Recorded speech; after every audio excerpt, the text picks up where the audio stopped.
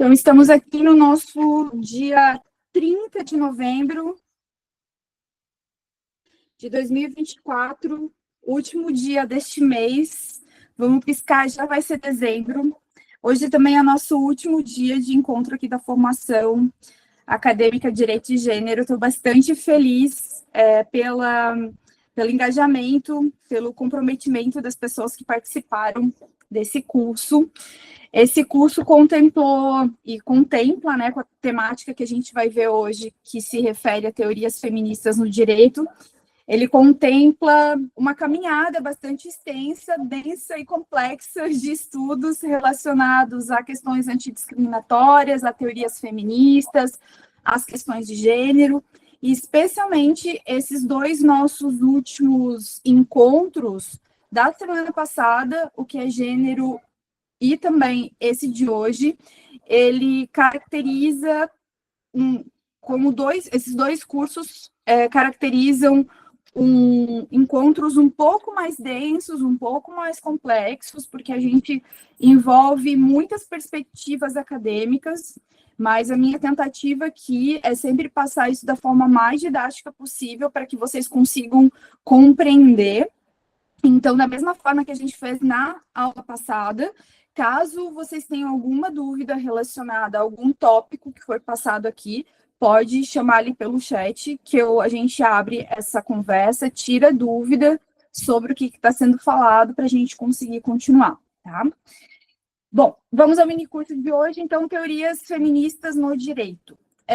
Teorias feministas no direito e não do direito se referem a tanto teorias feministas que estão transitando dentro do direito, então, dentro do sistema jurídico, quanto teorias feministas que estão criticando, a partir de uma perspectiva externa, o próprio direito. E a gente vai passar isso com calma. E aí, a gente tinha anunciado, né, como tópicos principais aqui para a nossa conversa. A Rosa hoje se faz presente também. Bem-vinda, Rosa! O que tinha sido anunciado... Bom dia! O que tinha sido anunciado para o nosso minicurso, esse do dia 30, então, é aprender sobre as teorias feministas que fundamentam ou questionam o direito. Então, essas teorias feministas que vão fundamentar são essas que vão aperfeiçoar o sistema jurídico ou tentar estrategicamente aperfeiçoar o sistema jurídico. E a gente vai ter outras teorias feministas que vão questionar o sistema jurídico, vão questionar não só o sistema jurídico, mas o direito enquanto uma categoria profissional também. E o outro objetivo é a gente conhecer estudos feministas do direito existentes há mais de 40 anos. E eu ponho ali uma exclamação, e aqui eu faço esse destaque também, porque em toda a minha graduação, mestrado, doutorado, especializações que eu fiz, não havia uma matéria ou uma parte da grade curricular que fosse responsável para me apresentar estudos feministas no direito. Eu conheci essas temáticas num outro campo de conhecimento que foi na psicologia social, especialmente quando eu comecei a investigar o direito enquanto discurso e entender todo o conjunto simbólico do direito e como ele afeta a nossa realidade, tanto para o bem quanto para o mal. Então, eu vou localizar, né, foi basicamente uma descoberta, assim, né, aquelas teorias já estavam lá, mas para mim foi uma grande surpresa, uma grande descoberta, ver que o que eu estava pensando hoje, o que eu estava questionando hoje, já estava sendo questionado há muito tempo, né? E por que não chegou, por que não chega para nós? A gente vai ter algumas respostas aí ao longo desse mini curso. Então, colocada essa questão de que essas teorias, elas não são teorias que a gente tem na nossa grade curricular, no nosso ensino tradicional, a gente, de novo, assim como no contexto do minicurso passado, a gente vai ter alguns desafios, tá? Então, o primeiro desafio vai ser a gente fazer um esforço, a gente tem aqui a tarefa de refletir sobre a existência de outras visões de mundo, inclusive outras visões de mundo acadêmicas que são diferentes da visão de mundo que o direito coloca. Tá? O outro desafio é a gente entender que, academicamente, essas visões de mundo, elas indicam o que nós denominamos como epistemologias. Epistemologias, de uma significação básica da palavra, vai significar estudo do conhecimento, ou estudo dos conhecimentos. E isso vai representar, vai caracterizar a investigação de como nós conhecemos o mundo, basicamente. Dentro da academia, a gente trabalha epistemologias com a perspectiva de como nós produzimos conhecimento e a partir de qual ponto. Eu sei que para quem, né, está talvez no início da graduação em Direito e talvez não tenha alguma leitura de epistemologia, talvez fique um pouco abstrato, mas a gente vai, inclusive, passar por essas questões com um pouco mais de calma, porque é extremamente crucial que a gente entenda esse ponto. E o outro desafio é compreender que em cada epistemologia a gente tem algumas teorias orientadas específicas. Então, só para a gente começar a nossa conversa aqui, que agora a gente vai para um campo um pouco mais abstrato, que a gente vai falar sobre epistemologia, eu vou dar um exemplo para vocês que, para mim, ficou muito nítido, né? Quando a gente fala, por exemplo, em o que é ser mulher, a gente vai trabalhar com uma ideia que é referente a uma imagem, né? Uma imagem de geralmente, uma mulher ideal, né? Quando a gente não tem uma perspectiva, um letramento crítico antidiscriminatório. A gente vai ter em mente, né, essa figura de uma mulher ideal. E daí, uma mulher ideal, a gente pode pensar em diversas características e práticas relacionadas a essa mulher ideal. O que é ser mulher é algo que, por exemplo, numa visão de mundo conservadora, não vai ser questionado. É como se fosse algo dado, é como se fosse algo natural, é algo que é colocado em uma caixa fechada, que não pode ser questionado, em que a gente vai dizer que a mulher ideal é aquela que vai se casar, que vai com um homem, né? E a gente vai trabalhar com a heterossexualidade compulsória, que vai ser mãe, a gente vai trabalhar com a maternidade compulsória, é aquela mulher que naturalmente entende como seus atributos, trabalhos domésticos, trabalhos de cuidado, e a famosa bela recatada do lar. Né? Isso numa perspectiva de visão de mundo, de uma lógica extrema conservadora. Tá? Quando a gente vai trabalhar daí os estudos, por exemplo, de gênero, a gente vai buscar abandonar essa figura imaginada do que é essa mulher ideal e a gente vai buscar romper com esses códigos simbólicos. A gente vai olhar para a mulher, o que ela significa e o que ela é no nosso contexto. Então, eu, por exemplo, eu não correspondo a essa figura de mulher ideal colocada, que eu coloquei agora. Eu posso corresponder a outros elementos, como branca, como loira, de um determinado corpo, né, um determinado biotipo. Eu posso ter essas correspondências, mas em outras características ou comportamentos, eu não acabo fechando com esse quadrado, né, da imaginação. Então, a gente vai fazer esse movimento aqui, que é um exercício, de fato, da gente olhar para aquilo que está no mundo das ideias e olhar para aquilo que está realmente acontecendo na realidade. E aqui eu já falo para vocês, o direito é uma lógica, um conhecimento que é produzido para que a gente olhe sempre para buscar o dever ser. E a gente muitas vezes deixa de lado o que realmente é o que é. A gente deixa de lado o que é ser. Aquilo que é, na realidade, muitas vezes a gente quer enquadrar nessa caixinha do dever ser.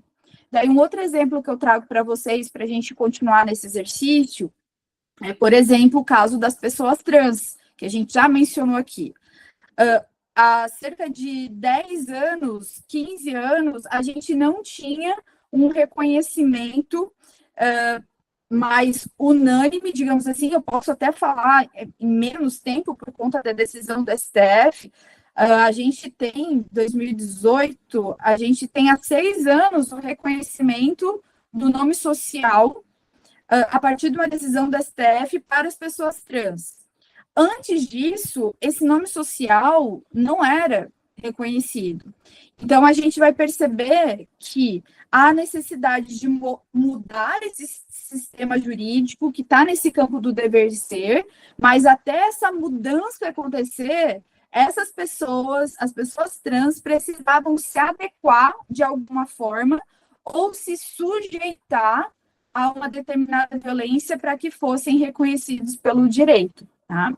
Então, é esse exercício que a gente vai fazer aqui. Então, no primeiro ponto, então, a gente vai falar sobre visão de mundo no direito, que vai ter a ver com esse mundo das ideias, esse script, né, do que a gente deveria ser na vida, ou de como a gente deveria se comportar, e a gente vai falar também sobre outros campos do conhecimento.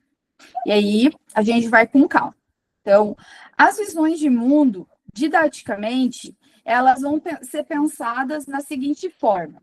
Elas vão ser pensadas a partir de um campo ontológico, a partir de um campo antropológico e a partir de um campo epistemológico, tá? O epistemológico vai ter a ver com todos os outros campos. E aqui eu coloquei só para simbolizar essas portas. E eu lembro que, ao longo do meu processo de estudo, de conhecimento, assim como de outros colegas, a gente compartilhava a ideia de que a gente estava abrindo portas para um novo cenário de conhecimento, de compreensão da realidade. E que, a partir do momento em que tu está vendo algo, tu não consegue mais desver. Não tem mais como tu voltar atrás e fechar aquela porta e, não quero mais ver isso. Quero ficar num conforto de percepção da realidade. Isso não existe. Mas, de uma certa forma, você acaba escolhendo alguma porta pela qual você vai entender a realidade. E nós que passamos pelo direito, que entramos pelo direito, a gente vai buscar uma porta, né, muitas vezes ou colocada pela família ou colocada pela busca de justiça, e quando a gente passa por essa porta, a gente vê que as coisas não são muito daquele jeito que a gente imaginava na nossa fantasia. E daí a gente vai ter outras profissões, outras formações profissionais que vão ter uma entrada para compreender a realidade de uma forma mais aperfeiçoada, mais esmiuçada. Essas outras categorias profissionais vão abrir outras portas que não a porta do direito, tá? Então, quando a gente vai falar sobre conhecer o mundo, a gente muitas vezes vai ficar nesse lugar de buscar entender o que é o ser ou o que é vida. E a gente vai para um cenário muito abstrato, tá? Que a gente não vai entrar aqui. Mas esse cenário abstrato, ele acaba sendo reduzido, e daí por isso que a gente fala que o direito é reducionista, ele acaba sendo reduzido em toda a sua complexidade em determinadas regrinhas, né? Dizendo que a existência da vida tem que ser dessa forma. Então, quando a gente faz essa redução do que a gente imagina enquanto vida, a gente acaba deixando de olhar para o que realmente existe, para o que realmente está acontecendo na realidade. No campo quando a gente vai olhar, então, para a realidade, a gente vai para um outro campo, que é o campo da antropologia, que seria o estudo, né, as ciências relacionadas ao antropos, ao ser humano. Então, aí a gente começa a ter uma percepção melhor de que o ser, né, nesse campo abstrato, a gente não consegue alcançar, mas a gente consegue perceber qual é a nossa condição humana. E quando a gente vai para o campo do conhecimento, a gente vai, para quem gosta de pensar muito e teorizar, a gente vai ficar questionando como que a gente conhece a realidade e como que a gente conhece o nosso próprio conhecimento, tá? E quando a gente conhece, por exemplo, o direito é nos colocado de uma forma muito única. No direito, a gente não fala sobre epistemologia. Epistemologia é algo que, eventualmente, eu falo nas minhas aulas, porque eu vou entrar em algumas temáticas mais complexas, então eu preciso fazer introdução sobre isso, mas epistemologia não é um termo, não é uma categoria, não é uma disciplina ou matéria utilizada no direito. E a gente até, né, pode até conjecturar aqui por que outras visões de mundo, além do que o direito põe, não são trazidas ou não são questionadas. É porque vai romper com, ou vai questionar o próprio sistema do direito. E aí a gente vai entrar nessas outras epistemologias para vocês terem noção, né, de como isso funciona. A gente tem 3 grandes escolas que vão explicar essas visões de mundo. A primeira escola, ou a primeira epistemologia que a gente pode falar, é a idealista. A epistemologia idealista, já adiantando um pouquinho o que vai ser falado, ela vai surgir no contexto da Idade Média. No contexto da Idade Moderna, em que a gente vai ter aí uma primazia do racionalismo. Então, a gente vai olhar muito para aquela perspectiva da razão, as ciências vão ser trabalhadas nessa perspectiva de tentar entender o mundo a partir da sua fração, abstraído do seu contexto, e emoções não vão ser consideradas. Então, a gente vai ter uma série aí de valores ou desvalores de como a gente pode pensar a vida. E o direito, ele é produzido nesse cenário. O direito, ele acaba sendo produzido nessa epistemologia idealista, numa construção de linguagem em que o direito vai determinar o que deve ser feito, o que deve ser considerado certo e errado em determinadas relações ali que deveriam ser legitimadas pelo direito. Então, por exemplo, a gente vai ter, enquanto esse sujeito universal que o direito é colocado, que o direito coloca nessa linguagem, a gente vai ter como primazia o individualismo, a gente vai ter o contratualismo e a gente vai ter também a questão da propriedade. Esses 3 valores, eles são muito localizados na Idade Moderna, vinculados a uma ideologia liberal, e isso a gente pode olhar a partir desse campo das ideias, de como o direito ali estava sendo determinado. Mas se a gente olha para a prática, para a realidade, a gente vai ver que nesse cenário, o que o direito estava legitimando era tão somente relações vinculadas a uma esfera burguesa, entre homens que tinham propriedade. Esses mesmos homens, eles estavam, naquele contexto, escravizando pessoas negras. Eles estavam desconhecendo uma autonomia das mulheres, por exemplo, porque nesse contexto as mulheres eram reconhecidamente incapazes, assim como as pessoas negras que eram desumanizadas. Então, quando a gente vai olhar para esse direito que é produzido nessa época, que chega até nós nessa perspectiva do sujeito universal, a gente vai olhar para esse direito e vai dizer assim, ok, esse direito está falando sobre determinadas relações e está excluindo outras relações. E um ponto bastante importante aqui para a gente é entender o quê? Que esse direito, ele não fala sobre todas as relações, ele está falando sobre determinadas relações que eram legitimadas por pessoas que tinham acesso a esse poder.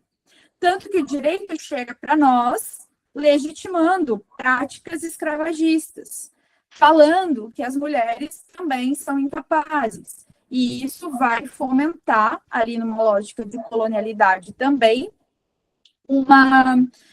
práticas discriminatórias contra essas pessoas.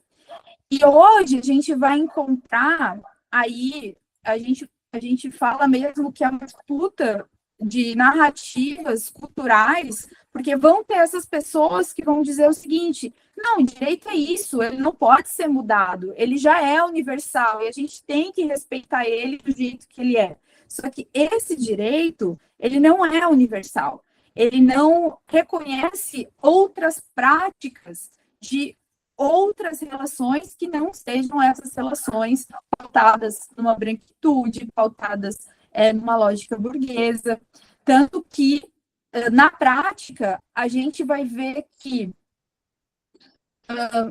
terras quilombolas, as terras de comunidades indígenas, que nem a gente comentou já em outras aulas, são intensamente disputadas, porque as pessoas que se formam em direito não conseguem alcançar a importância de entender que esse direito não é universal e que ele está produzindo violências contra determinados grupos.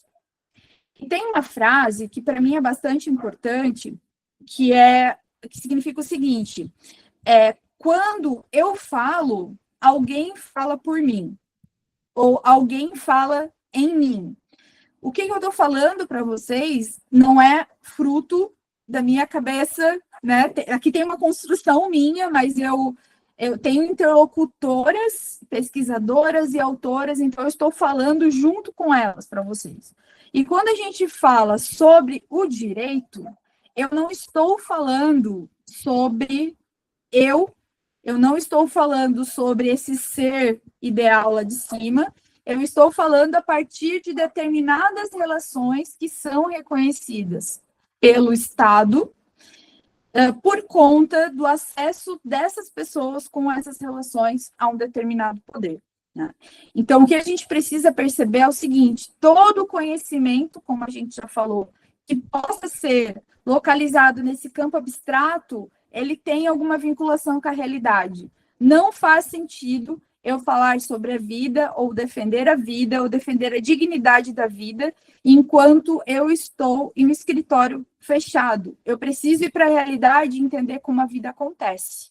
Se eu não vou para a realidade e entendo como a vida acontece, eu não estou numa prática profissional ou acadêmica que faça sentido. Eu estou num campo puramente abstrato que não vai ter conexão com a realidade, tá? Então, é sempre importante que vocês percebam que o direito, ele vai ter necessariamente alguém que está falando e se mascarando como um sujeito universal, mas que, na verdade, tem endereço, tem um corpo e tem um endereço, tá?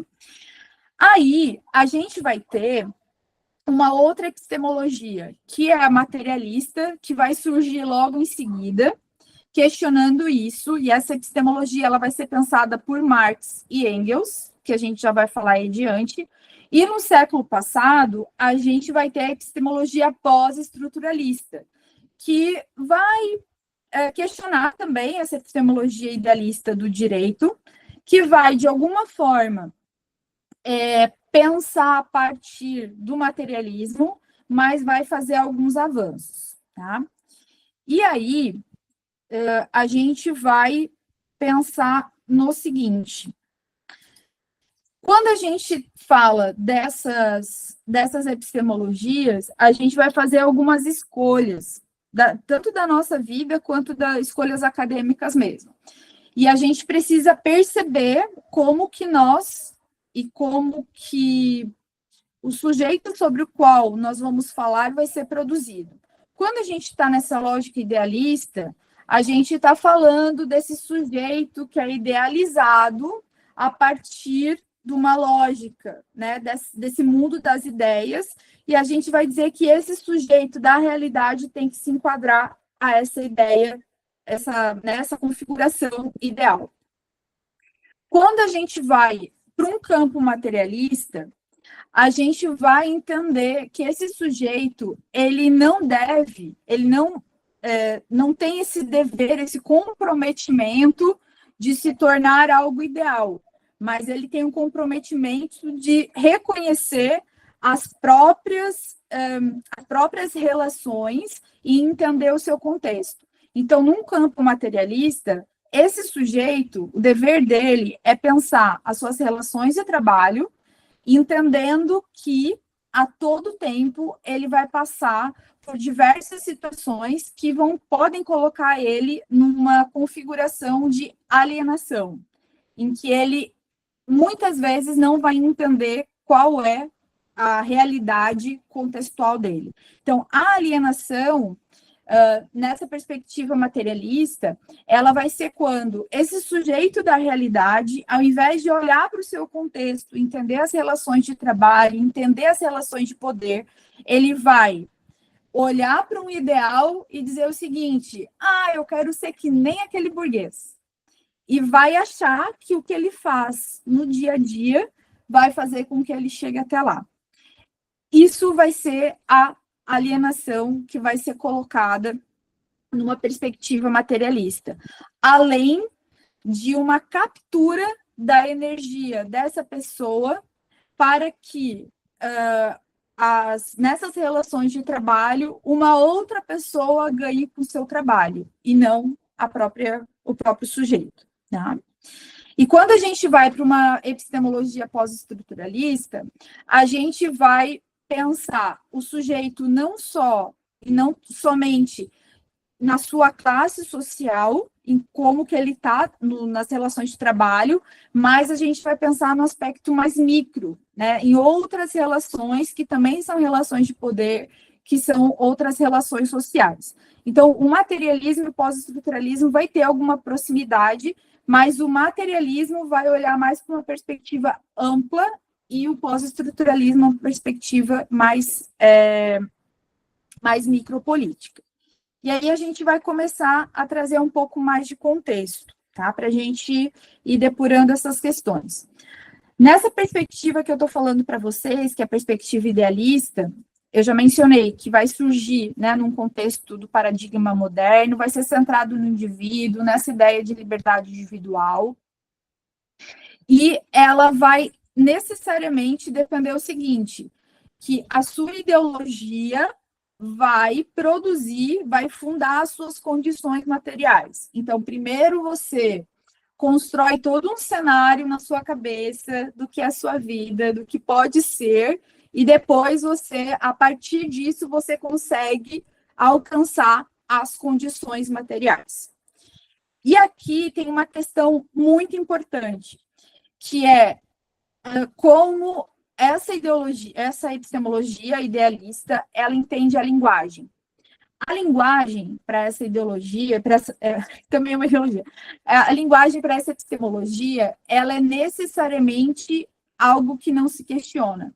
Então, é nessa ideologia que, por exemplo, as pessoas vão se colocar, vão afirmar o seguinte: todo mundo sabe que é homem, todo mundo sabe que é mulher. A gente não vai fazer esse questionamento, não existe esse questionamento. E eles vão, inclusive, discutir o porquê que determinadas pessoas não se enquadram nessas caixinhas, eles utilizam de violência para as pessoas se encaixarem nessa caixinha, seja violência psicológica, moral, inclusive física. Tá? E essa epistemologia é associada ao feminismo liberal ou ao feminismo da igualdade que a gente vai ver na sequência. Aí a gente vai ter, como eu mencionei, o Marx e Engels falando o seguinte: olha, a gente vai ter que pensar diferente aqui. Porque enquanto o cidadão está preocupado, olhando lá para a estrelinha do que é o ser ideal, aqui ele está passando por uma série de situações materiais que estão despojando ele da sua própria ideia de subjetividade. Ele não sabe mais quem ele é, ele já se perdeu do seu contexto, porque ele quer olhar para esse ser ideal. E aí eles vão dizer o seguinte, que ao invés de pensar que esse idealismo vai produzir condições materiais, a gente vai ter uma virada, que a gente vai chamar de virada epistemológica, em que eles vão dizer que as condições materiais que vão determinar o que pode ser colocado como um ideal a ser alcançado. Então, vejam, a gente vai ter esse movimento chamado de virada epistemológica. Ao invés de você projetar e pensar, né, ter uma visão de mundo preocupada com o que deve ser, para depois pensar nas suas condições materiais, eles vão dizer o seguinte: você primeiro precisa olhar para suas condições materiais para depois conseguir projetar um dever ser. E aí, a partir, né, de vários desdobramentos relacionados a esse pensamento, eles vão dizer o seguinte: quando você olha para a sua condição material, você despedaça o que é a alienação. Você, nesse sentido, você tem a compreensão de qual é o seu contexto, de quais são as suas forças possíveis, para que você possa, de alguma forma, sair de um estado, principalmente de subalternidade, que vai ser relacionado à classe proletária. Tá? O que é importante colocar é que, obviamente, né, eu acredito que vocês já tenham ouvido falar de marxismo, de Marx e Engels, eles vão trabalhar com, principalmente Marx, com grandes estruturas e classes sociais. Eles não vão pensar de uma forma individual, eles não vão pensar a relação do indivíduo no seu contexto. Eles vão pensar esses indivíduos meio que massificados, inclusive, em como que determinados indivíduos são alocados nessa grande perspectiva enquanto classe proletária e outros indivíduos vão ser colocados como burguesia. E aí, eles vão falar o seguinte, que a gente tem que abandonar essa ideia desse ser universal, desse ser que move tudo. A gente pode colocar isso num campo da espiritualidade, mas quando a gente está num campo político, num campo histórico, a gente tem que abandonar essa ideia e a gente tem que entender que o ser realmente que existe são os sujeitos que vão ser autodinamizados por diversos momentos, por diversos movimentos contextuais, históricos, colisões, confrontos, que se resolvem por meio de rupturas ou rompimentos. Então, eles vão falar disso como a dinâmica imanente. É uma dinâmica imanente, representa aquilo que realmente está na realidade, que é o que existe, e que a gente daí, né, a proposta é que a gente abandone esse lugar ideal, que esse lugar ideal é o que, nessa ideologia burguesa, nessa ideologia liberal, é o que vai alienar a gente. E a gente tem aqui um outro pensamento bastante importante que vem dessa perspectiva, que é saber separar os campos da vida como um todo. Eles vão trabalhar a ideia de que a gente tem no mundo seres inorgânicos, a gente tem seres orgânicos e a gente tem o ser social. E nesse sentido, não tem como a gente misturar essas três categorias. Isso é muito importante porque vai ser um limite metodológico de como a gente pode pensar a biologia e as questões sociais. Então, nesse sentido, não é muito perigoso, a partir dessa perspectiva, a gente vincular comportamentos, a gente vincular o que a pessoa é histórica, politicamente, à sua condição biológica ou ao seu fenótipo. Tá? Inclusive porque foi essa linha de pensamento, essa transposição de pensar biologia e comportamento que a gente vai ter a fundação aí de projetos eugenistas, tanto do Estado nazista, quanto de processos escravagistas, quanto da patologização, tanto da transexualidade quanto da homossexualidade, e a gente vai ter, a partir disso, também a tentativa de exclusão de pessoas trans num cenário escolar, num cenário acadêmico. Tá? Essa epistemologia, pessoal, está vinculada ao que nós chamamos de feminismo socialista. A gente vai ter algumas diferenças aí de um feminismo marxista, um feminismo socialista, que a gente não vai entrar aqui, tá?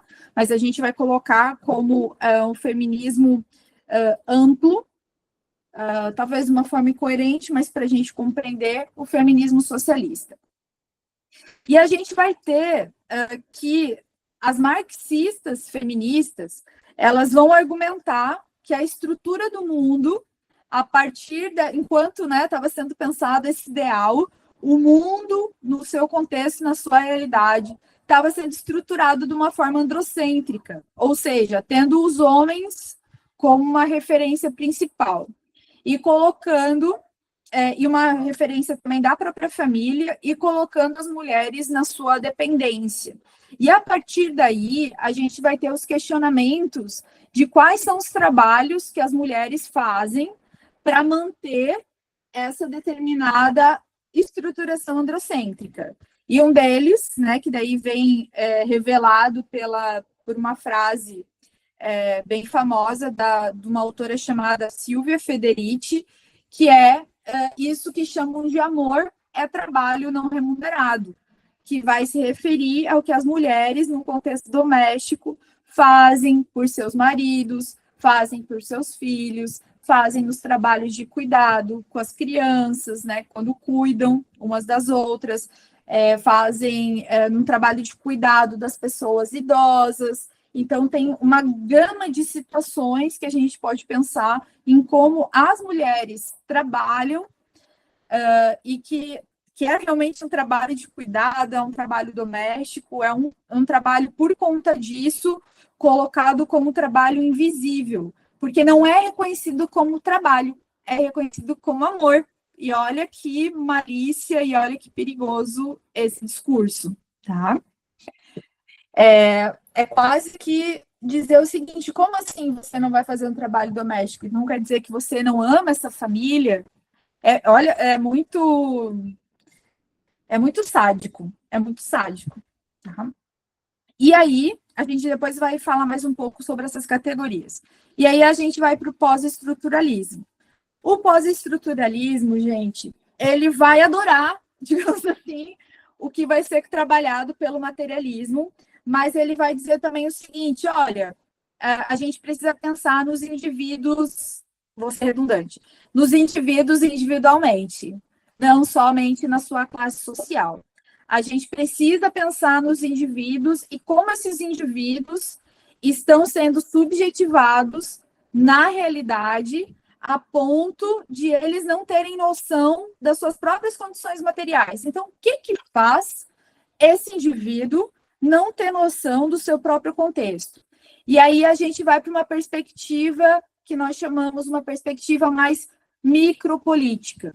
Essa perspectiva micropolítica vai trazer para a gente, né, vai colocar essa pessoa num determinado local, numa determinada família, numa determinada instituição, numa determinada comunidade, em que essa pessoa vai travar diversos relacionamentos ali, e pela dinâmica desses relacionamentos, essa pessoa, ela vai formando a sua subjetividade, vai formando a sua identidade. E essa identidade, essa personalidade ou subjetividade, que a gente vai trabalhar aqui como sinônimos, ela pode ser uma subjetividade que não produza uma reflexão sobre esse seu contexto, ou pode ser uma subjetividade que produza a reflexão sobre o que está acontecendo ao seu redor. E isso vai depender muito do letramento que essa pessoa vai receber das pessoas que estão ao seu redor. E daí, né, a gente retoma lá o nosso segundo mini curso em que a gente falou sobre letramento.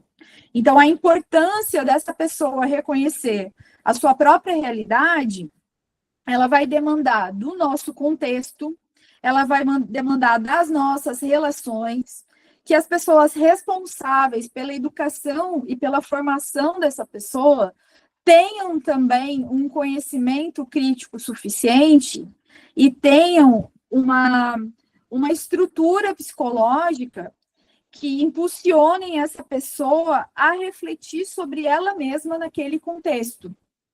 Então, aí a gente vai ter lições relacionadas a processos históricos, a processos políticos, a gente vai ter nas próprias, né, nas relações interpessoais, a gente vai ter necessariamente uma demanda de tentativa e erro, né? Se a pessoa ela não pode errar, ela já vai produzir na mente dela um lugar de controle, que ela tem que ser perfeccionista e que ela acaba muitas vezes por conta disso perdendo, né, a noção da própria realidade e a curiosidade da própria realidade. Ela fica muito mais preocupada em se controlar, em acertar, do que necessariamente conhecer e refletir. Tá? Então, aqui no pós-estruturalismo, eu fiz aqui uma caminhada sobre diversos autores nessa introdução. O pós-estruturalismo vai surgir no século passado, como eu mencionei, e vai ter mais força ali na década de 70. E tem um ponto bastante importante que é o seguinte: o pós-estruturalismo vai reconhecer a linguagem, que é algo que acompanha a gente aqui em toda essa formação, a linguagem como um elemento que constitui a própria realidade. E aí, o pós-estruturalismo vai ser reconhecido como uma outra escola epistemológica também, porque é nesse ponto que a gente vai reconhecer a virada linguística. Como eu comentei com vocês, com Marx, com o materialismo, a gente tem a virada epistemológica, de como a gente percebe a realidade, e aqui a gente vai ter a virada linguística, de como a gente percebe a linguagem. Então, aqui vai entrar em discussão tudo aquilo que vem acompanhando a gente. Qual é a palavra que a gente está utilizando para designar a realidade? Quais são os limites dessas significações? Quais são os limites dessas definições? Será que não tem uma outra palavra? Será que meu vocabulário é limitado? Será que não teria uma outra palavra para explicar melhor esse contexto? Ou para me explicar melhor? E aí a gente vai voltar no exemplo que está acompanhando a gente. O que é ser mulher? Daí a gente vai ver que ser mulher não é uma questão imutável. O ser mulher está sendo acompanhada por diversas dinâmicas relacionais de movimentos sociais e de estudos. Tá? Aí a gente vai ter como referências alguns trabalhos que vêm antes do pós-estruturalismo, como o estruturalismo de Saussure. A gente vai ter também o existencialismo do Sartre e da Beauvoir, que a gente já mencionou na aula passada, e a gente vai ter aí uma consolidação dessa base pós-estruturalista, particularmente, pelos nomes que eu coloquei ali, eu destaco Michel Foucault. Foucault é uma referência para pensar o pós-estruturalismo, e nas questões de gênero a gente tem a Butler, tá? E essa epistemologia, pessoal, está vinculada à crítica feminista ao direito. Tá? Então, o pós-estruturalismo vai alimentar algumas teorias feministas que vão estar no direito criticando esse direito. Tá? E aí a gente vai para elas. E aqui a gente começa com um panorama ou um cenário bastante importante para a gente compreender. Muitas pessoas não conseguem perceber isso, porque gostam muito de direito e, enfim, tem alguns afetos relacionados a isso, mas é importante que a gente perceba que todo o questionamento, inclusive o conjunto dessas teorias do direito, representam, de uma certa forma, uma crítica, tá? E essa crítica, ela vai desafiar tanto padrões que sejam universitários, acadêmicos, quanto as próprias normas de direito na nossa prática profissional. E por conta disso, essas ideias e essas teorias que a gente está passando para vocês vai se opor e questionar posições que são posições de poder, posições de magistrados, advogados e professores.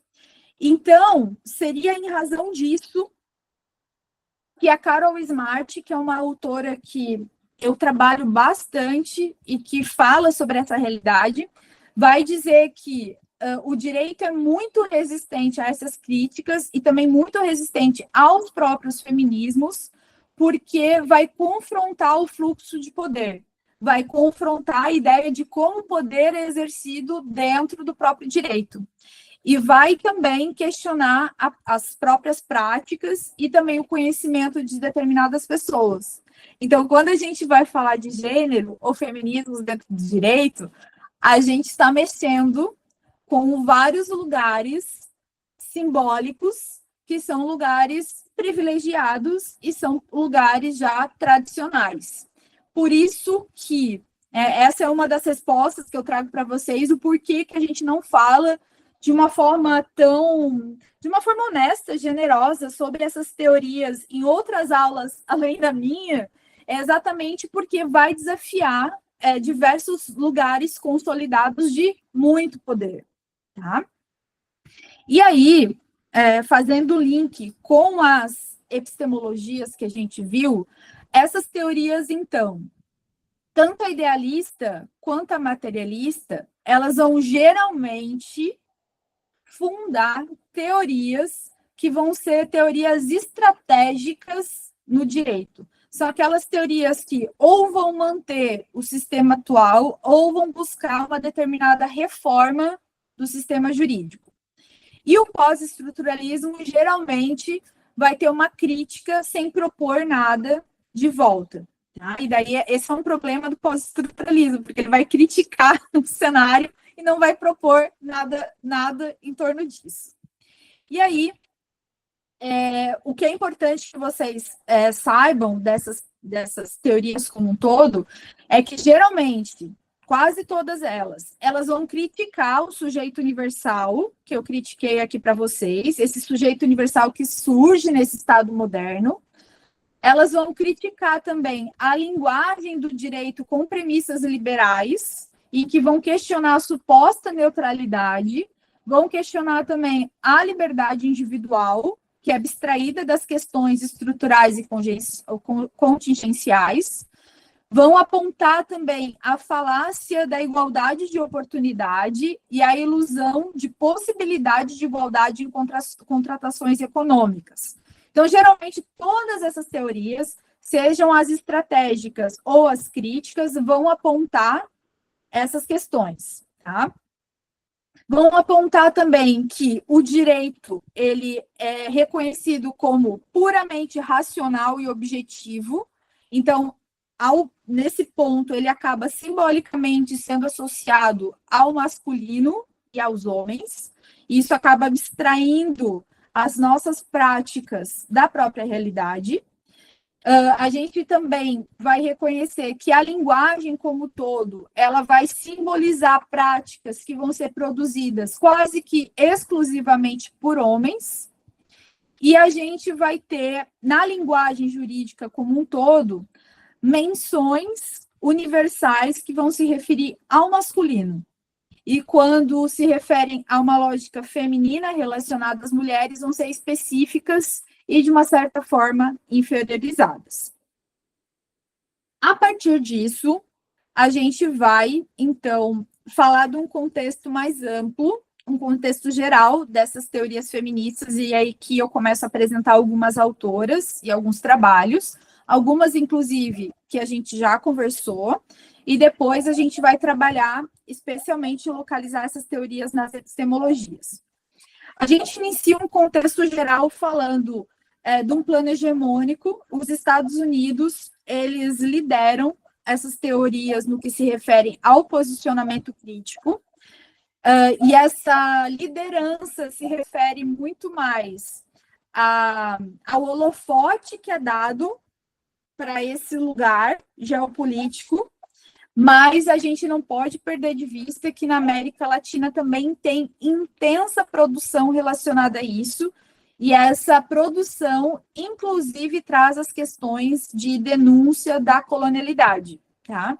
E daí, a gente já falou sobre o sistema jurídico, a gente sabe como funciona, de uma certa forma, e a gente vai entender por que muitas teorias da América Latina acabam sendo solapadas e não trazidas para esse questionamento. Então, imaginem vocês, as teorias relacionadas às mulheres, as teorias feministas, antidiscriminatórias, as teorias sobre as relações raciais já não são trazidas para o direito. Imagine as teorias que falem sobre tudo isso da América Latina. A galera nem conhece, tá? Mas vocês estão conhecendo. Então, vamos lá. A gente vai ter com um destaque teórico hegemônico, então, nos Estados Unidos, surgida na década de 70. Eu fico muito cabreira com isso, gente, porque, nossa, a gente está patinando muito em diversas questões. Tá, fecha o desabafo, vamos lá. Vertente teórica surgida da década de 70. Então, vão ser mulheres brancas que vão estar num contexto acadêmico e que vão dizer assim, tá, e por que eu estou sendo desvalorizada aqui? Os lugares de poder estão sendo acessados pelos homens brancos. Então, elas vão questionar essa desvalorização das mulheres nas práticas jurídicas. Então, elas já começam ali a se movimentar. E elas vão questionar já essa questão da linguagem e vão questionar essas suposições sobre verdade, neutralidade, objetividade, já naquela época. Tá? Esse quadro dessa vertente teórica vai ser chamada de jurisprudência feminista, né? E essa jurisprudência não tem a mesma conotação que nem tem aqui do Brasil. Tá? Lá que eles funcionam, né? Tem uma estrutura de concepção de termos diferentes dos nossos. A gente vai ter, então, essas mulheres que elas vão ter uma produção, né, como esse é um exemplo que eu coloquei para vocês, da Patricia Smith, que vai ter uma produção bastante forte, questionando o binarismo homem-mulher. Tá? Qual é o lugar da mulher dentro do direito? E aí, obviamente, a gente já vai ter aí as mulheres negras também na academia. E essas mulheres negras juristas vão questionar o seguinte: olha, vocês estão falando de qual mulher? Da mulher branca? A mulher branca, dentro do direito, passa por determinadas experiências que não são as mesmas que as nossas enquanto mulheres negras. E a gente falou sobre isso, né, num cenário mais amplo, em outro mini curso, mas aqui esse questionamento também é trazido nessa categoria profissional. Né? Então, a gente vai ter o questionamento, por exemplo, da Angela Harris e da Kimberly Crenshaw, que é uma autora que a gente já conversou, que vão questionar esse essencialismo, essa naturalização dessa mulher. Porque acontece um movimento bastante curioso, e eu percebi isso durante a pandemia. As mulheres brancas, sem reconhecer a questão racial, começam a falar da seguinte forma: porque nós, mulheres, temos que questionar esse sujeito universal, porque nós, mulheres, e começam a trazer diversas pautas relacionadas às mulheres brancas, que não passam por racismo, que não passam por uma exclusão racista. Só que essas mulheres brancas, quando invocam esse questionamento, elas acabam se colocando na forma com a qual falam, se colocando num outro lugar pretensamente universal, como se as pautas das mulheres brancas envolvessem todas as mulheres, inclusive mulheres negras, mulheres não indígenas e assim por diante. E aí que tem esse movimento, que é um movimento relacionado às mulheres negras dentro do direito, de dizer o seguinte: olha, vamos refletir aqui que vocês também não são universais, assim como os homens brancos não são universais, e a gente tem que pensar em quebrar essa exclusão e quebrar essa ideia de que mulher é igual em todo lugar. E não é.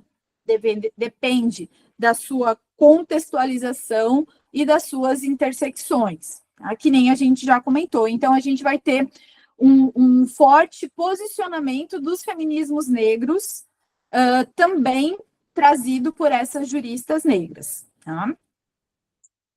E o questionamento não para por aí, porque essa aula é sobre crítica e questionamento.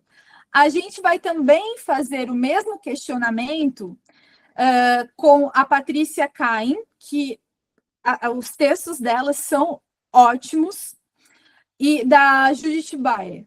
A Patrícia Cain vai dizer o seguinte: olha, vocês estão falando dos homens e das mulheres, e vocês também estão falando desse binarismo e das questões raciais, isso é importante, mas ela vai questionar se as mulheres heterossexuais entendem o papel da heterossexualidade para a manutenção do patriarcado.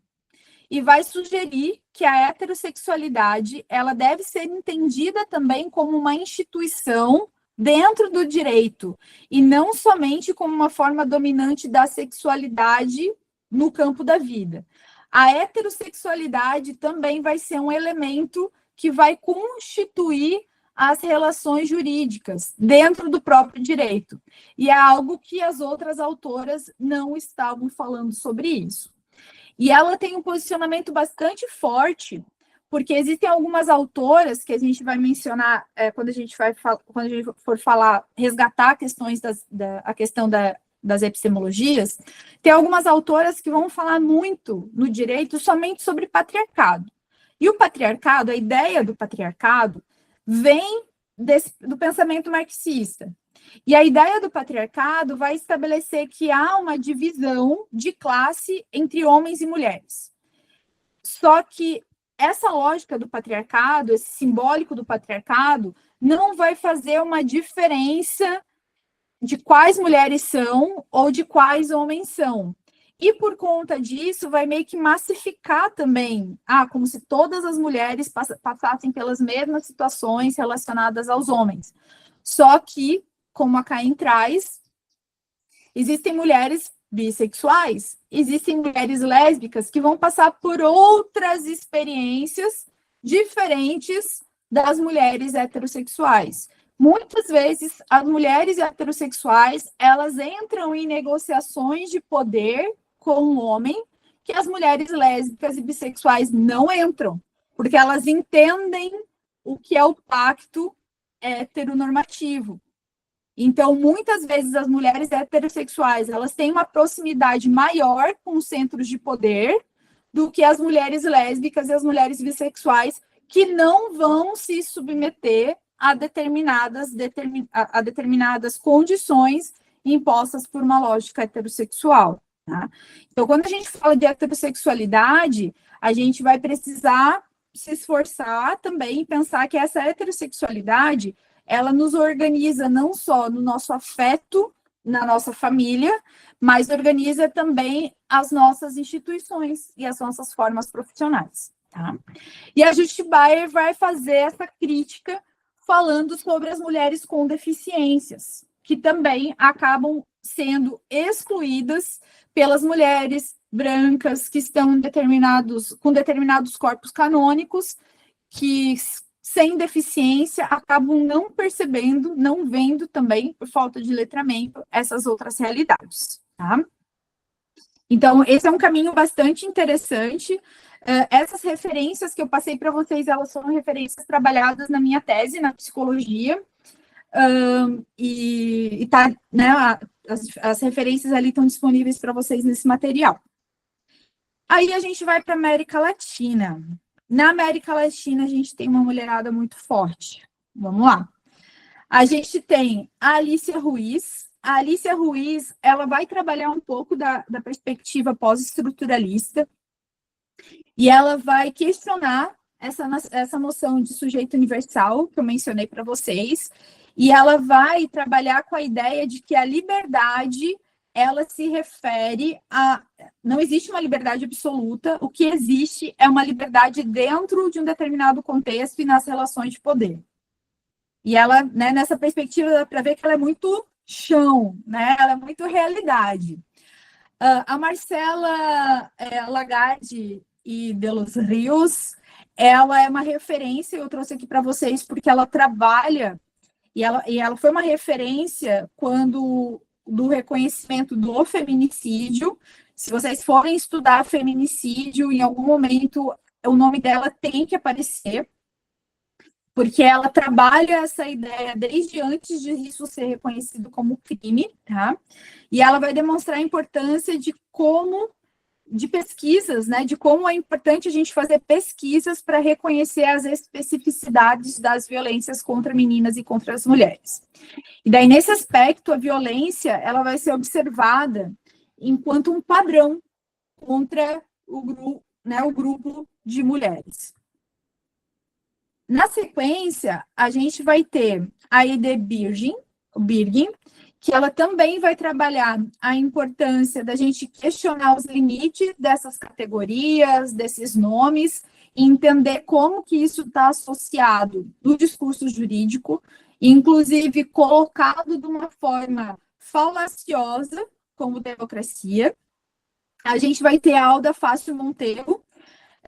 A Alda Fácil também foi uma referência para mim, e ela vai contribuir com inquietações relacionadas também à neutralidade desse discurso jurídico, tá?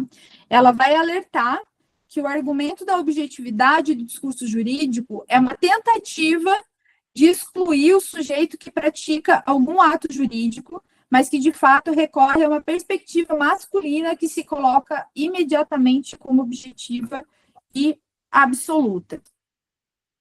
A Rosa comentou que tem uma autora norte-americana, mas radicada na Costa Rica, que tem um livro sobre crítica ao androcentrismo na ciência jurídica. A Alda fala, sim, essa mesmo. Ela é muito boa. Isso. Que legal que foi tua referência, Rosa. Eu procurei mais trabalhos dela, eu tenho que ir, inclusive, atrás disso, tá? É muito, muito, muito forte, muito bom. E eu trouxe algumas referências para nós aqui do Brasil. A Tula Pires é uma professora da PUC-Rio, salvo engano. Ela trabalha com algumas conotações relacionadas à Lélia Gonzalez, que a gente também já falou aqui, e ela vai questionar também esse discurso jurídico e a produção de um sujeito a partir da sua experiência, tá? A gente tem a Eunice Prudente, que também é professora, e ela vai trabalhar como que o direito legitimou as práticas de escravização. E a gente tem a Dora Bertulho, em 89, estava defendendo a dissertação dela, Rosa, aqui na UFSC, no Direito UFSC. A dissertação dela trabalha direito e relações raciais, tá? Introduzindo a discussão racial no estudo e na prática do direito.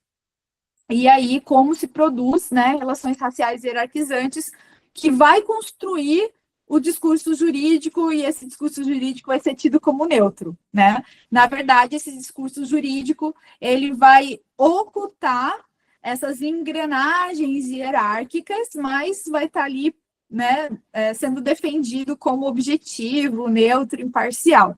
Mas nas suas engrenagens, a gente vai ver essas normas hierarquizantes. E aí, para o nosso ponto final, aqui a gente vai trabalhar, então, as teorias pelas epistemologias.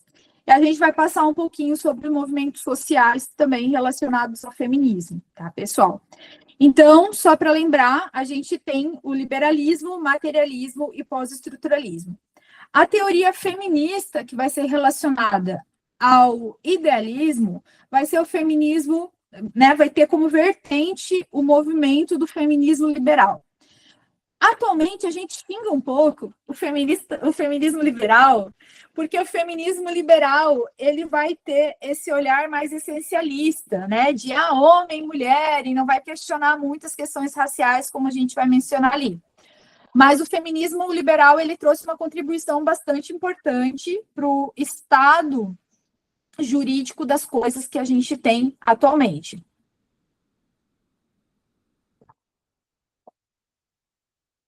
O feminismo liberal, ele vai se fundar, então, no pensamento político liberal, no liberalismo, e vai defender ideias centrais como autonomia, universalidade, igualdade de cidadania e democracia.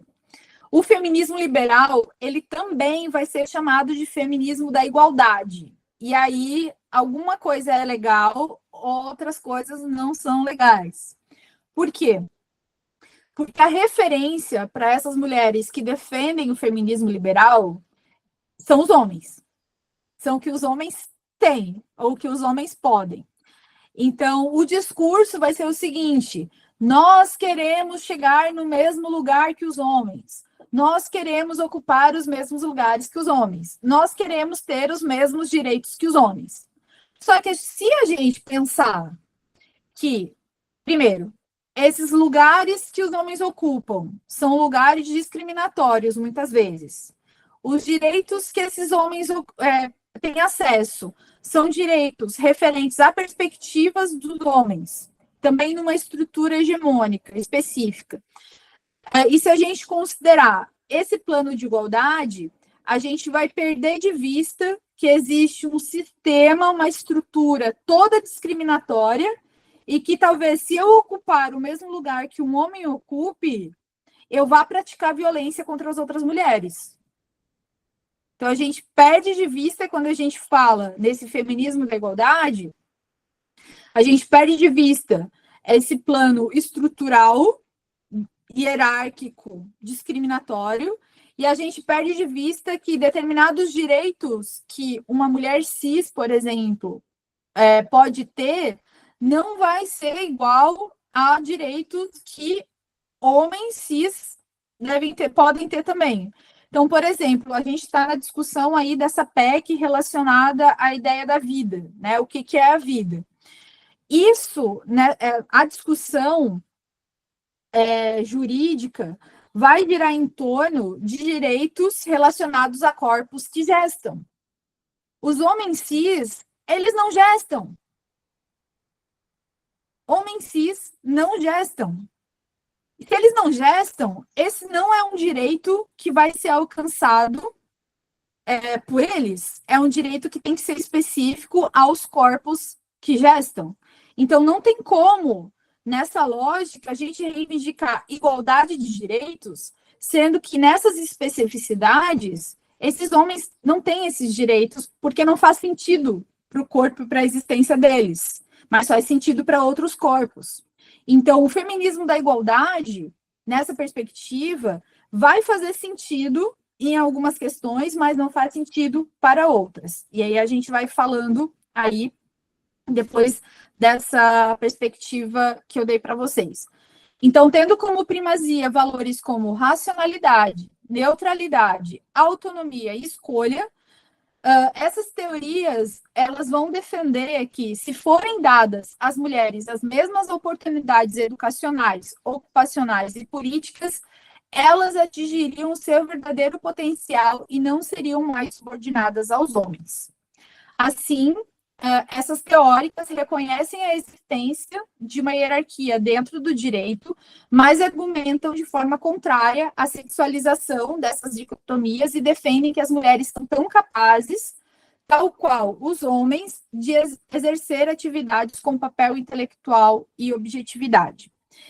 Isso é importante? É muito importante. Mas a gente não pode, a todo tempo, ficar se comparando e tendo como referência o homem.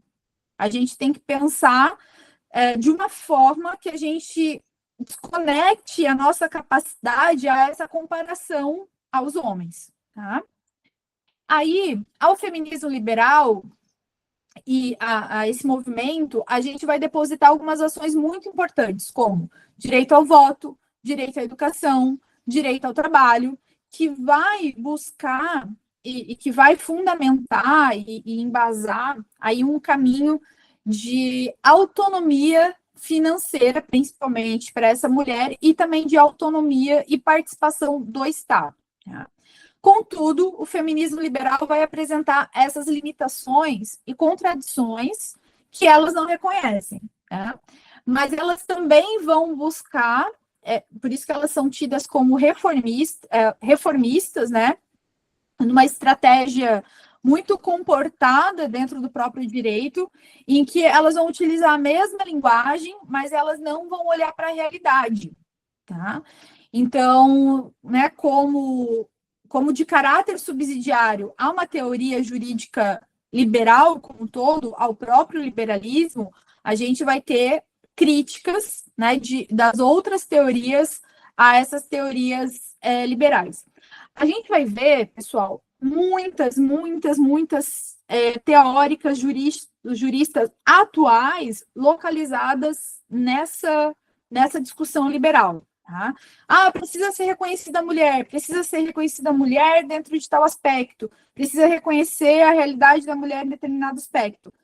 Ok, mas essas teorias, né, a gente tem criminologia feminista, a gente tem processo penal, a gente tem um movimento aí relacionado a civilistas, feministas, mas elas acabam não saindo dessa linguagem, porque é uma linguagem que é o que o direito coloca. Então, qual é a estratégia? A estratégia é, dentro dessa linguagem do direito como um todo, fazer algumas estratégias ali dentro para dar alguma abertura para as mulheres. Mas, infelizmente, no campo jurídico, essa abertura que é dada são a corpos, por exemplo, de mulheres brancas, heterossexuais, que conseguem estar nessas negociações com esses poderes. Outras mulheres acabam sendo muito invisibilizadas. E aí a gente vai ouvir algumas atrocidades dentro do nosso próprio cenário jurídico de profissionais falando que não, nós sabemos o que é mulher. Uma mulher trans não é mulher. Então, a gente vai ouvir essas atrocidades de pessoas, né, inclusive de próprias mulheres profissionais, que têm um comprometimento com uma pauta liberal, mas é uma pauta liberal muito pequena relacionada a uma transformação social. Tá? Aí, vamos lá, deixa eu ver se aqui. A gente vai ver, então, que a categoria mulher dentro do próprio direito, ela é muito produzida e reforçada na associação da ideia como vítima, ou então num campo de criminalização, né? E aí a gente vai entrar também nessa discussão relacionada à questão de aborto.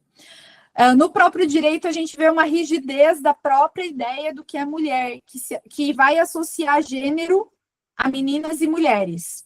E há uma incorporação dessa lógica da universalidade, da heteronormatividade, da cisnormatividade em seu significante.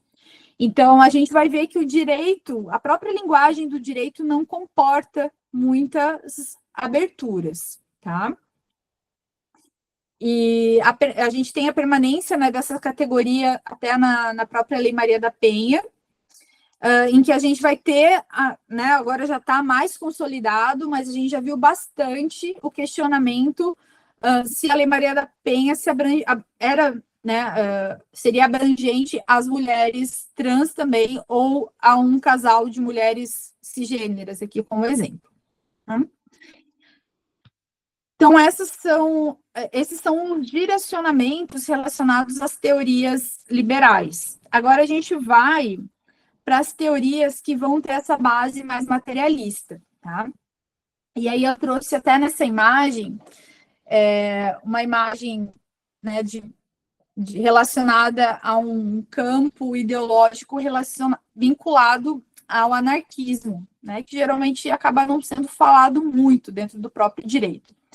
A base fundamental do materialismo vai ser orientada, então, do materialismo, né, feminista, vai ser orientada pelo feminismo socialista, em que vai ser trabalhada uma ideia da diferença, em que a opressão das mulheres vai ser reconhecido como algo semelhante à opressão do proletariado, na lógica de posição marxista de classes. Vão aliar a luta de classes com a luta das mulheres e voltam suas reflexões para o questionamento do sistema capitalista. E na formulação teórica de uma estrutura fundamentada na divisão social fundamental, defendem que a opressão ou a subordinação é um efeito dessa diferença, da diferença sexual. Tá? Aí a gente vai ter, então, a teorização do gênero, dessa diferença sexual como classe, e vai ter alguns apontamentos muito importantes. O reconhecimento, por exemplo, do trabalho doméstico realizado pelas mulheres. Esse reconhecimento vai necessariamente passar pela desnaturalização do âmbito doméstico associado ao corpo das mulheres. Vai se discutir também se o trabalho realizado gratuitamente no interior das famílias seria produtivo ou improdutivo. E o núcleo central dessa perspectiva vai consistir em compreender como as opressões se articulam na sociedade capitalista. Então, necessariamente vão enfrentar, né, a discussão sobre capitalismo. E vai ter relevância aí as mulheres negras, novamente, que vão trazer análises relacionadas não só ao gênero e à classe, mas também à raça. A gente tem a Angela Davis, que é uma referência. A Angela Davis, ela estudou na escola de Frankfurt. A escola de Frankfurt tem uma caminhada materialista bastante forte, e a Angela Davis também vai trabalhar, né, e como uma referência feminista negra, ela também vai trabalhar esse aspecto do capitalismo. E aqui a gente vai ter alguns termos, né, que são oriundos do feminismo socialista que entram no direito. Então, patriarcado é um termo que vem das feministas marxistas, a divisão sexual do trabalho e, né, essa discussão do trabalho doméstico e trabalho de cuidado, e a discussão também de licenças parentais, seja licença maternidade ou licença paternidade, mas as licenças, né, parentais, daí elas vão ser discutidas também nesse aspecto. Aí a gente vai ter esses termos sendo trazidos de uma forma muito forte pelo protocolo para julgamento sobre a perspectiva de gênero. Nesse protocolo, a gente tem um enfrentamento muito forte, né, de reconhecimento dessa divisão sexual do trabalho, do patriarcado, do trabalho doméstico e de cuidado, bem trabalhado nesse documento do CNJ. E aí, gente, a gente vai para as teorias feministas pós-estruturalistas.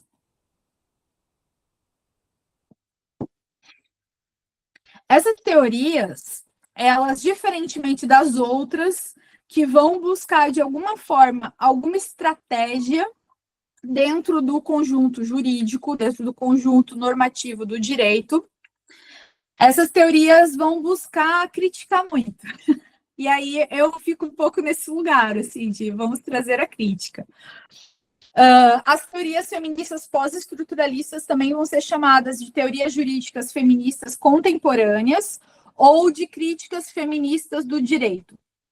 E elas vão partir dessa lógica do feminismo da diferença, reconhecendo a diferença dos corpos, e vai buscar combinar, rejeitando metateorias ou grandes narrativas, vai combinar reivindicações ético-políticas, né? Então, a gente vai ter aí uma profusão muito grande de diversas pautas, de diversos movimentos sociais. O conjunto... aqui ficou cortado. O conjunto dessas teorias, então, aqui eu já comentei, deixa eu passar para cá, que eu acho que aqui fica mais elucidativo. A gente vai ter como algumas referências dos feminismos pós-estruturalistas a Butler, a Spivak e a Donna Haraway, que são autoras que a gente já trabalhou.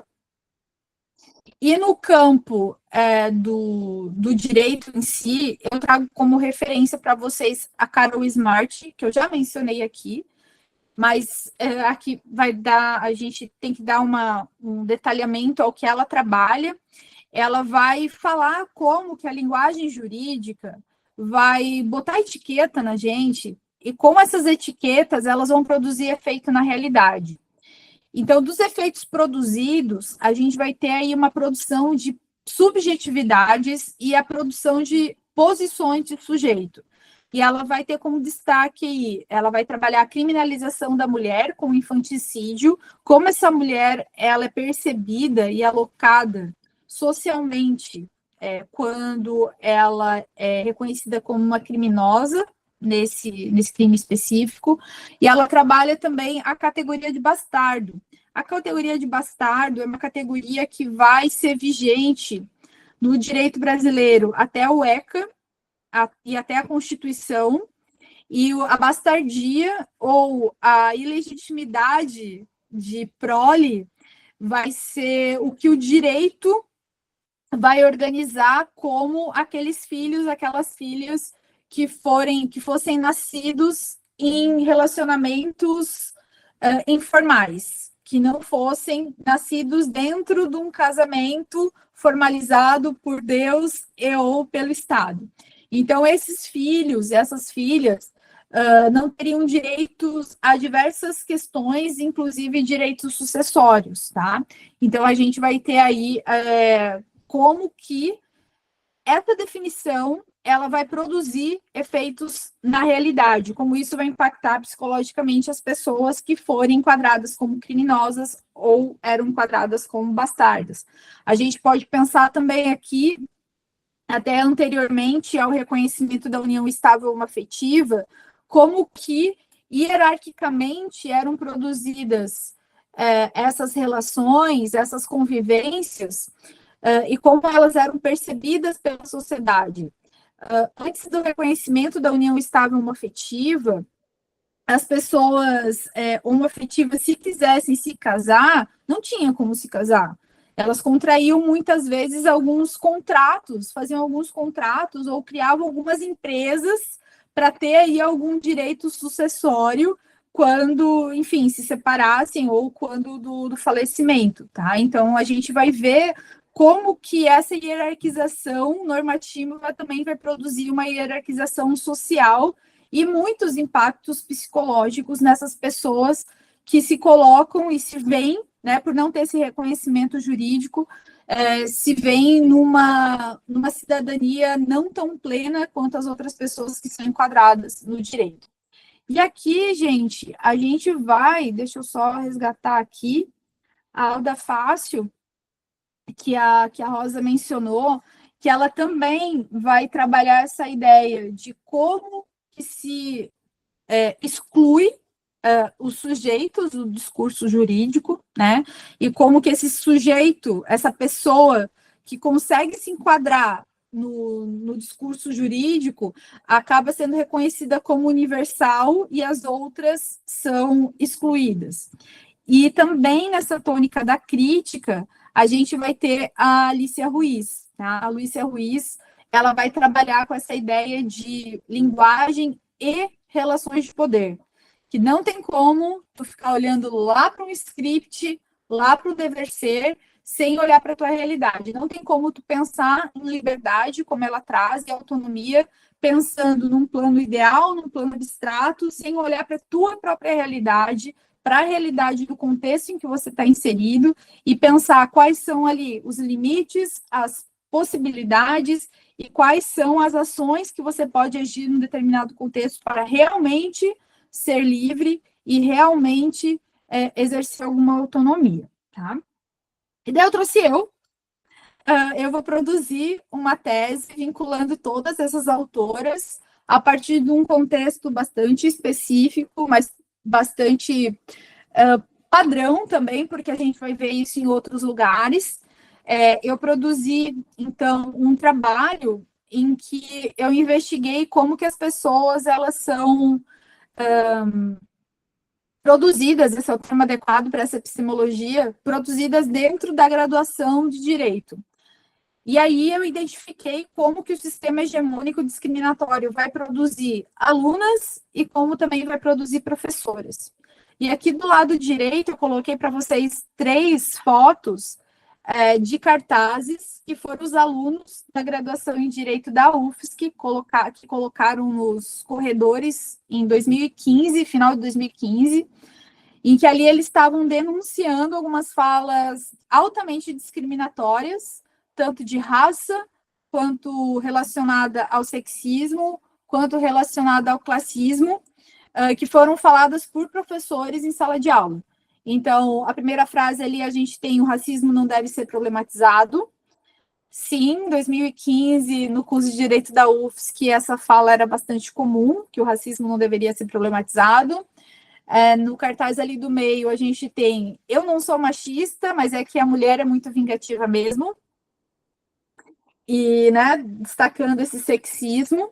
Imagina uma aluna ouvindo isso de um professor, como que ela vai ser impactada por essa fala, e como que os colegas homens vão entender essa frase a partir de um professor que é referência, e como que eles vão tratar essas alunas, e como que eles vão tratar as professoras. E o outro cartaz ali é: eu não vou deixar meu carro no Morro da Serrinha, né? Vocês sabem como é a gente de lá. O Morro da Serrinha, para quem não é aqui de Florianópolis, é um morro próximo à universidade, enfim, no aspecto logístico de transporte, muita gente deixa estacionado o carro por ali. E ali, essa frase, ela vai se referir sempre a um contexto, né?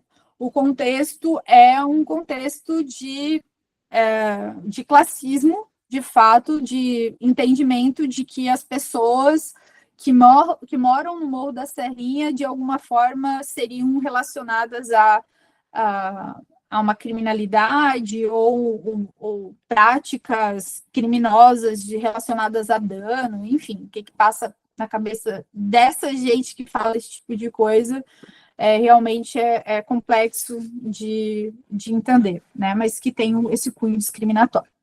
E aí, o último ponto aqui para nós encerrarmos, gente, eu quero falar para vocês sobre as teorias feministas no Brasil, do direito. Não vou mencionar nomes, mas eu vou só trabalhar algumas ideias que são super importantes, que a primeira é: a gente vai ter no Brasil dois tipos de feminismos. Um feminismo que vai ser tido como comportado e um feminismo que vai ser reconhecido como dissidente. O feminismo comportado vai ser relacionado àquelas pessoas, e principalmente aquelas mulheres, que vão se comportar dentro do sistema, e pelo fato delas se comportarem, elas vão conseguir negociar dentro do sistema jurídico e com os valores das práticas jurídicas para chegar em algum lugar, e muitas vezes de uma forma individual. E o feminismo dissidente, ele vai ter práticas que vão criticar, né, o sistema jurídico como um todo. Como um exemplo de um feminismo bem comportado, a gente vai ter como referência algumas mulheres, né, que são aí registradas como exemplo de feminismo, como a Berta Lutz.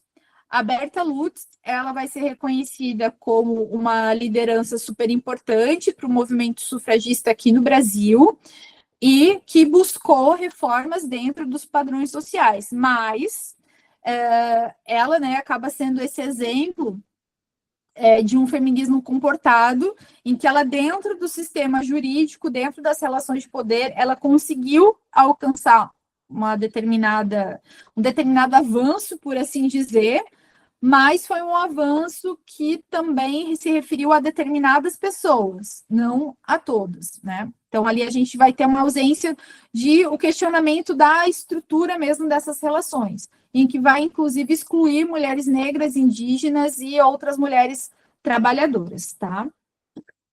A Joyce colocou ali no chat, bela, recatada e do lar, que ódio dessa frase. E eu acho que é a frase que trabalha bem essa ideia do feminismo bem comportado, tá?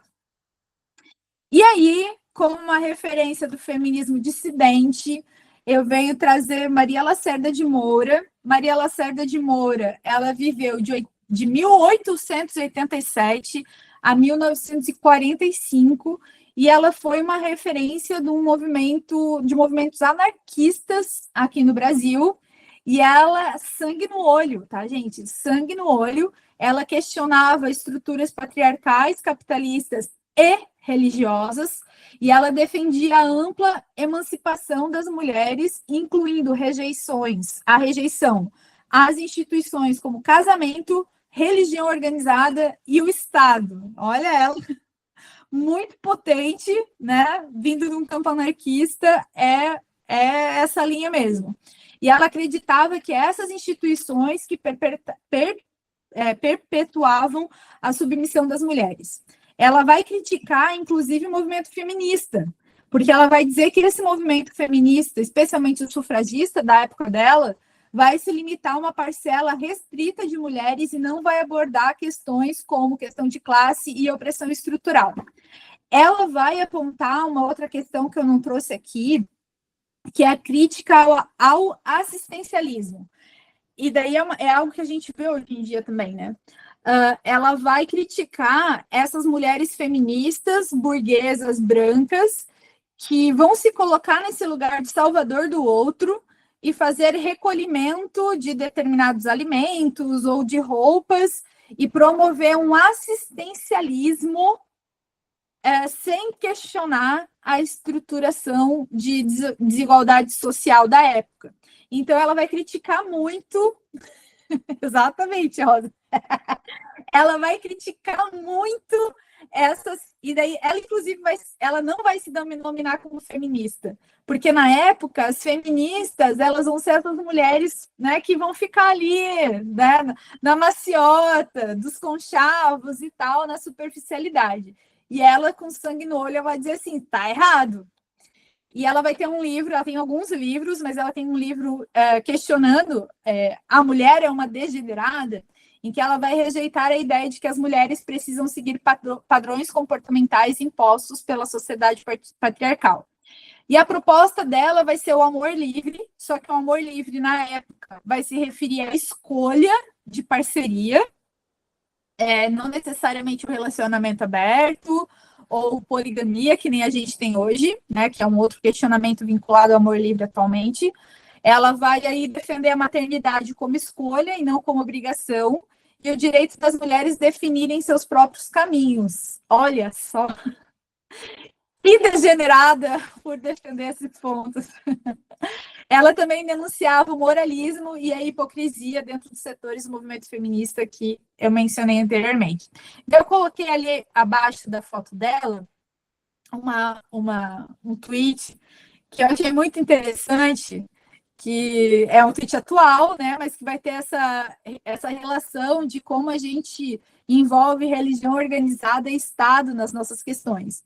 Tá escrito assim: o cara que inventou o casamento era muito louco.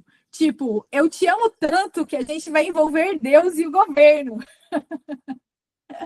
Então, é nessa perspectiva que ela vai questionar, porque o que é Deus hoje, institucionalizado, organizado, ela vai ser né, tido dentro da religião. E o governo vinculado ao Estado. Então, gente, a gente encerra por aqui. Eu queria agradecer vocês por essa parceria, né? Aqui na gravação, a gente está finalizando o nosso mini curso. Muito obrigada. Esse mini curso foi feito pela formação acadêmica, se chama Formação Acadêmica Direito e Gênero, que está vinculada à Universidade Federal de Santa Catarina e também é albergada no Núcleo de Pesquisas de Direito e Gênero, e o nosso lema é Educar para Libertar. Um dos, né? O outro é Transforme a sua experiência em pesquisa. Então tá, gente, vou parar aqui a gravação e daí a gente conversa. Chegamos na nossa hora.